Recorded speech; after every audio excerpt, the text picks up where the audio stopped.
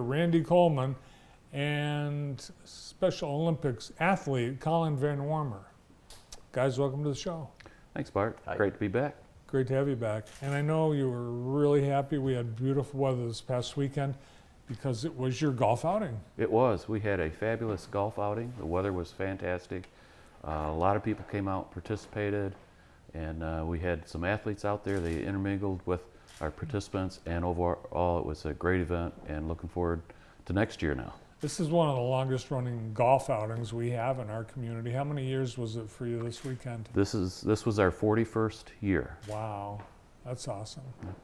A way to go, because it's been 41 years of support that you've had from this community, so that's pretty cool. Yeah, it's Jackson community is just a great community when it comes to nonprofits and supporting, so we're very fortunate. Well, we're going to talk about the next event or events that will be supporting the athletes, but you brought an athlete with you here today, Randy. So, Colin, I'm curious, what are the sports that you participate in? Well, I started in 2009, and I was on the horseshoe team for quite a few years, and right now I'm into cornhole. Ah, well, that's perfect, because cornhole is an event that you guys have coming up. Yes. It's a tournament, right? Yes, exactly. We're June 14th, which is Saturday. We're hosting our third annual competition barbecue for the best baby back ribs in Jackson. But we've also teamed up with the Federation Cornhole, and we are hosting their Michigan State Amateur Tournament this year. We partnered with them last year as well too, and they had over 220 participants that came in and played. The event is at the American One Event Center. They set up 40 lanes of cornhole inside last year, and they feel that they can get 44 lanes set up in there this year. And we had 9 barbecue teams out on the patio, and it's just a great day to come out and enjoy a lot of fun.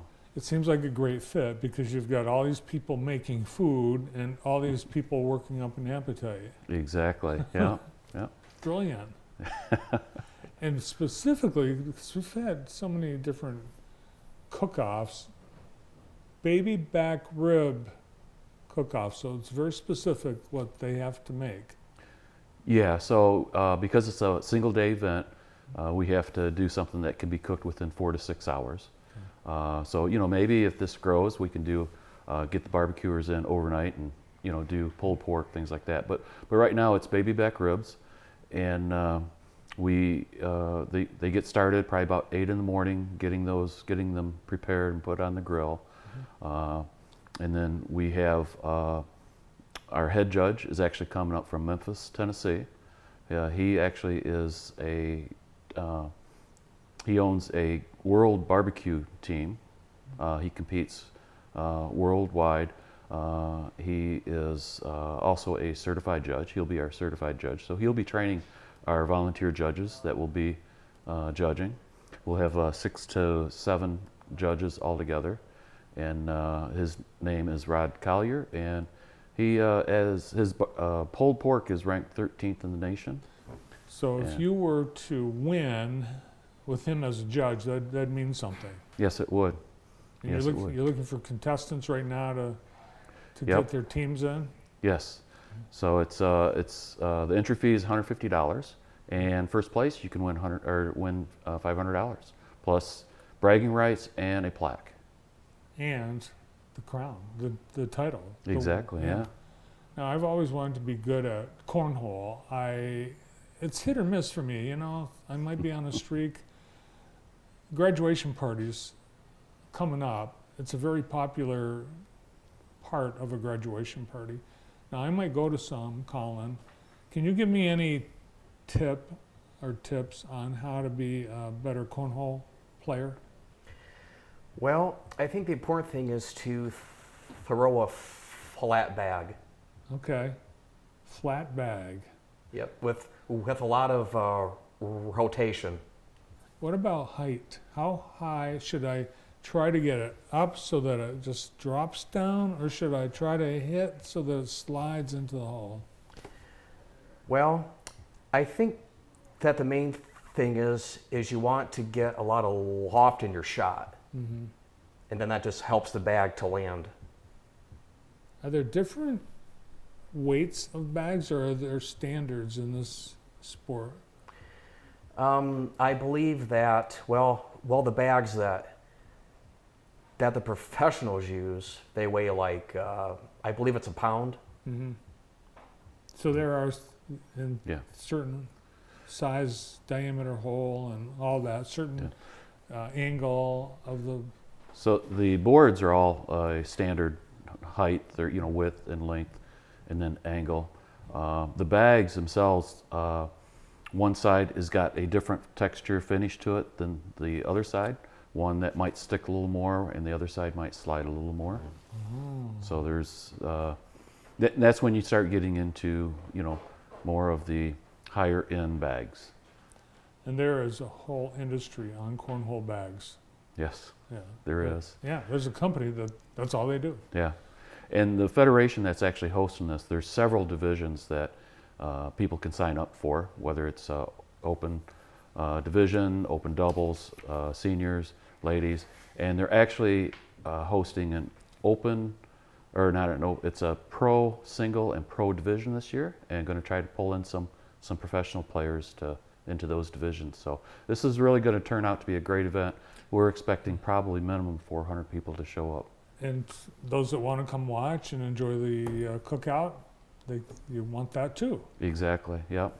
3 o'clock is, it's the tasting starts for samples. So that's probably a good time to be there, or a little before, and just kind of see what's going on. It's a great event. Wow, we're just about a month away too. Yes. Will the Special Olympics athletes that are cornholers, will they be able to compete? Yes, we're actually having what's called a blind draw division. So we'll have 20 athletes that will actually pick a name out of a hat, and that will be their partner, and that will be it'll be that division. And feedback from last year, we did the same thing last year. I think we only used 10 athletes, but for those participants that played with the athletes, that was the highlight of their day. I bet. Colin, you could be in the tournament. But he won last year. Oh, you did? Yeah. All right, well, you can't then. How did the Jackson Area 19 athletes do in the spring games, Randy? Done really well. We took 5 athletes for pickleball. Pickleball is a brand new sport this year for Special Olympics, and we took them to Grand Rapids, and they participated up there, and all 5 of them came back with gold medals. Wow, that's So not bad for the first time. Yeah, and they will be competing at the state games end of May, and we're looking forward to that. We've got 98 athletes that we're taking up to Mount Pleasant this year for the state games, and several different sports. We've got swimming, bocce, horseshoes, track, powerlifting, pickleball, and so they're all excited. We're all excited for them, and just can't wait for the event to get here. Awesome. Well, we send you and all the athletes off with our best. Good luck. Bring back a lot of medals. And we'll see you June 14th. That's Flag Day at American One Event Center for the fundraiser barbecuing for athletes and the State Amateur Cornhole Tournament. Thanks for coming in, guys. Thanks, Bart. Good to see you both. Area 19 Special Olympics Executive Director Randy Coleman and star cornholer champion from last year, Colin Van Wormen. That's it. We've run out of time. Thanks to Colin and Randy and all our guests on the show today. Thanks to our crew and our sponsors and you. Thank you for watching today. Tomorrow on the morning show, Ashley Winterstein, Laura Punches, Lydia Sattler, Kelsey Campbell, Tina Mercier, and tomorrow afternoon, Jeff Bontrager, Chris Simpson, Eric Esser, Gary Schutte, Father Tim McDonald, and Larry McDonald. Thanks for watching. We'll see you tomorrow.